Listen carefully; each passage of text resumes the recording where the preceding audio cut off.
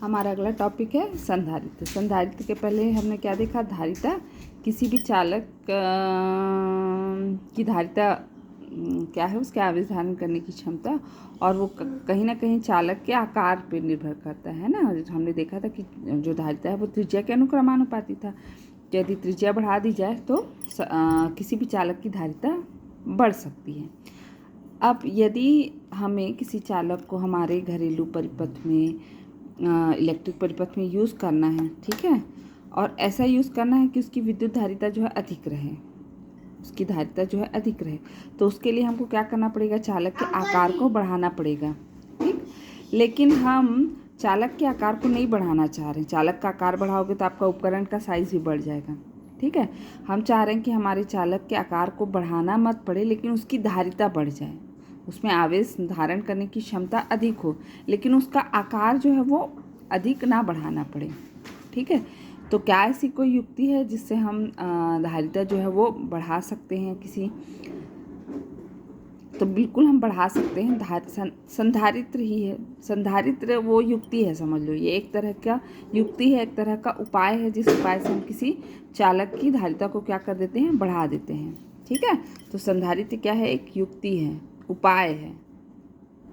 युक्ति है, उपकरण है, उपाय है। कैसा है? कैसी युक्ति है? उपाय वाली, ठीक है।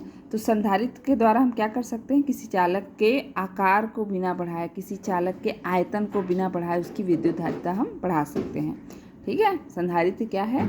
तो संधारित्र वह युक्ति है ना, जिसकी सहायता से किसी चालक के आकार या उसके आयतन में बिना परिवर्तन किए हम उस चालक की धारिता को क्या कर सकें? बढ़ा सकें, ठीक है। अब ये होगा कैसे? इसके लिए हम क्या करेंगे? समान साइज, समान आकार के दो चालक तार ले लेंगे, ठीक है। तो पहले मान लो हमारे पास एक चालक तार है जिसे धन आवेश से आवेशित किया गया है, और यही वह चालक है जिसकी हम धारिता भी बढ़ाना चाह रहे हैं। तो हम सिंपली जुगाड़ क्या करेंगे? हम इसी साइज़ का, सेम जितना बड़ा ये जिस भी धातु का बना हुआ ये चालक है, उसी सेम का हम ले लेंगे एक और चालक तार, ठीक। और इस चालक तार को हम क्या करेंगे? इस आवेशित जो चालक है ए, उसके पास ले आएंगे। अभी ये अनावेशित है, ये जो हमने दूसरा चालक लाया है उसमें कोई आवेश नहीं है, बस हमने क्या किया? आवेशित चालक के समय दूसरा आवेश ले आया। विभव को प्रभावित करने वाले कारक में हमने पढ़ा था कि आवेशित चालक के समय कोई अन्य चालक लाने पर भी विभव क्या हो जाता है? विभव का मान कम हो जाता है, पढ़ा था। तो यहाँ पे भी वही चीज़ होगी। इसके समीप अन्य चालक लाने पर विभव क्या हो जाता है? कम हो जाता है। विभव को प्रभावित करने वाले कारक में हमने पढ़ा है, ठीक है। और C के फॉर्मूले में देखो, C बराबर होता है Q/V। यदि V का मान कम होगा तो C का मान बढ़ जाएगा, क्योंकि दोनों के बीच विरुद्ध क्रमानुपाती का संबंध है। क्योंकि आवेश का मान निश्चित है, यहाँ पे देखो हम आवेश नहीं देंगे, इस A में जितना आवेश है उतना ही है, तो Q क्या हो गया? एक तरह से कांस्टेंट, नियतांक हो गया। तो C और V के बीच संबंध कैसा हो गया? विरुद्ध क्रमानुपाती का। तो यदि V का मान कम होता है तो C का मान क्या हो जाएगा? ऑटोमेटिकली बढ़ जाएगा। तो हमने बस यही युक्ति लगाई है जो हमने ऑलरेडी विभव को प्रभावित करने वाले कारक में पढ़ा था कि आवेशित चालक के समीप अन्य चालक लाने पर।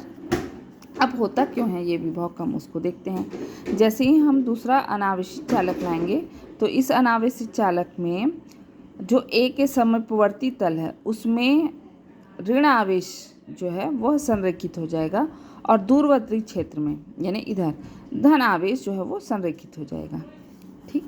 प्रेरण के द्वारा, और ये घटना कौन सी हो रही है? प्रेरण हो रहा है। प्रेरण, कहीं से भी ये दोनों एक दूसरे के टच में नहीं है, बस हमने समीप में B लाया। A आवेशित था ऑलरेडी धन आवेश से, B को हमने समीप में लाया। इसमें किसी तरह का कोई आवेश नहीं था, लेकिन इस B के खुद के आवेश जो है वो क्या हो गए? संरेखित हो गए, आवेशों का वितरण हो गया, समझ लो। तो ऋण आवेश जो है वो इधर चूंकि प्लस है, तो अपोजिट आवेश जो है वो A के समीपवर्ती तल पे है, और A के दूरवर्ती तल पे क्या हो गया? धन आवेश जो है संरेखित हो गया। अब हम दूसरा काम क्या करेंगे? इसके बाद यहाँ पे करके बता देते हैं।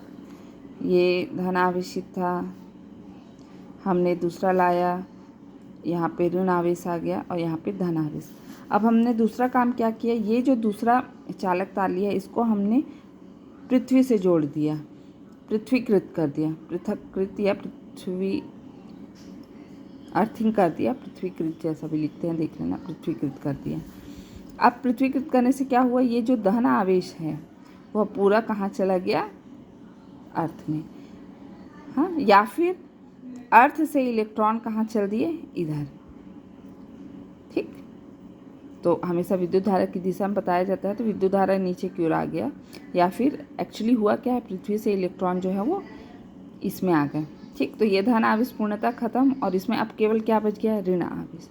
अब इस ऋण आवेश के कारण ए का जो विभव है वो क्या हो जाएगा, कम हो जाएगा। इस ऋण आवेश के कारण ए का विभव क्या हो जाएगा, कम हो जाएगा। और विभव कम होगा तो जैसा मैंने पहले ही बताया, विभव और इसके साथ संबंध कैसा है, व्युत्क्रमानुपाती का। तो विभव कम होने के कारण जो है धारिता क्या हो जाएगी, बढ़ जाती है।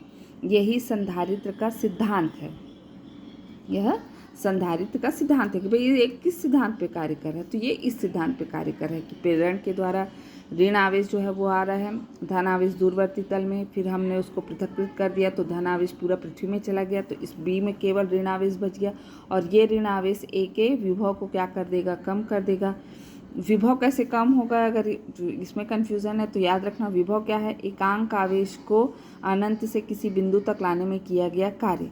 तो यदि यहाँ पे ऋण आवेश की उपस्थिति है तो जाहिर सी बात है इस धन आवेश को लाने में हमको ज़्यादा काम नहीं करना पड़ेगा, क्योंकि ऋण आवेश खुद ही उस काम को हमारे ईजी कर देगा। तो काम अगर कम करना पड़ रहा है तो विभव भी क्या हो जाएगा, कम हो जाएगा। तो इस तरह से संधारित इसका क्या हो जाएगा, अभी धारिता जो है वो बढ़ जाएगी। अब इसके धारिता का व्यंजक भी निकाल लेते हैं, हम सूत्र निकाल लेते हैं। मान लो इसका विभव V1 और इसका विभव V2 है, तो इस संधारित्र की धारिता कितनी हो जाएगी, ये संधारित्र की धारिता है ना, चालक की धारिता नहीं, संधारित्र की धारिता। संधारित्र की धारिता कितनी हो जाएगी भाई, तो C बराबर Q/V, ये तो फॉर्मूला ही है। तो यहाँ पे Q और V दोनों का विभवांतर V1 माइनस V2, ठीक। तो C बराबर कितना हो जाएगा, Q/V1 माइनस V2। मात्रक सेम रहेगा, कूलाम पर वोल्ट, जिसको हम फैरेड के नाम से जान रहे हैं। और मान लो इस स्थिति में V1 minus V2 is equal to 1 हो, यानी विभवांतर कितना है, एकांक हो, तब C का मान किसके बराबर हो जाएगा, Q। C यानी संधारित्र की धारिता। तो संधारित्र की धारिता आवेश के उस आंकिक मान के बराबर होता है जो दोनों के प्लेटों के बीच कितना विभवांतर उत्पन्न कर सके, एकांक विभवांतर उत्पन्न कर सके, है ना। संधारित्र की धारिता जो है वह आवेश के उस आंकिक मान के बराबर होगा। आवेश के मान के बराबर है, लेकिन कौन से आंकिक मान के बराबर है, जब दोनों प्लेटों के बीच का जो विभवांतर कैसा हो, वो एकांक विभवांतर उत्पन्न करे। विभवांतर में कितनी वृद्धि हो रही है या फिर एकांक वृद्धि हो रही है, दोनों प्लेटों के बीच कितना विभवांतर उत्पन्न हो रहा है। एक मिनट, कॉल आ रहा है भाई।